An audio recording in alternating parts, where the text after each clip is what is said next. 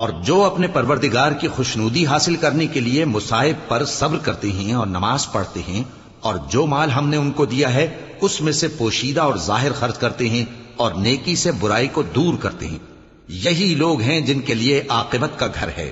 یعنی ہمیشہ رہنے کے باغات جن میں وہ داخل ہوں گے، اور ان کے باپ دادوں اور بیویوں اور اولاد میں سے جو نیکوکار ہوں گے وہ بھی بہشت میں جائیں گے، اور فرشتے بہشت کے ہر ایک دروازے سے ان کے پاس آئیں گے اور کہیں گے تم پر سلام ہو، یہ تمہاری ثابت قدمی کا بدلہ ہے،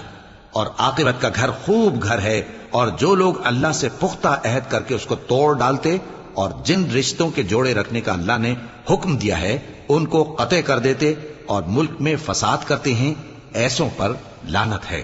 اور ان کے لیے برا انجام ہے۔ اللہ جس کا چاہتا ہے رزق فراخ کر دیتا ہے اور جس کا چاہتا ہے تنگ کر دیتا ہے، اور کافر لوگ دنیا کی زندگی پر خوش ہو رہے ہیں، اور دنیا کی زندگی آخرت کے مقابلے میں بہت تھوڑا سامان ہے۔ اور کافر کہتے ہیں کہ اس پیغمبر پر اس کے پروردگار کی طرف سے کوئی نشانی کیوں نازل نہیں ہوئی؟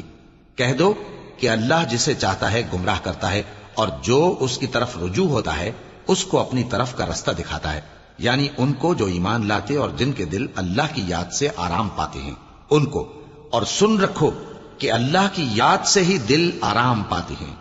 جو لوگ ایمان لائے اور عمل نیک کیے ان کے لیے خوشحالی اور عمدہ ٹھکانہ ہے۔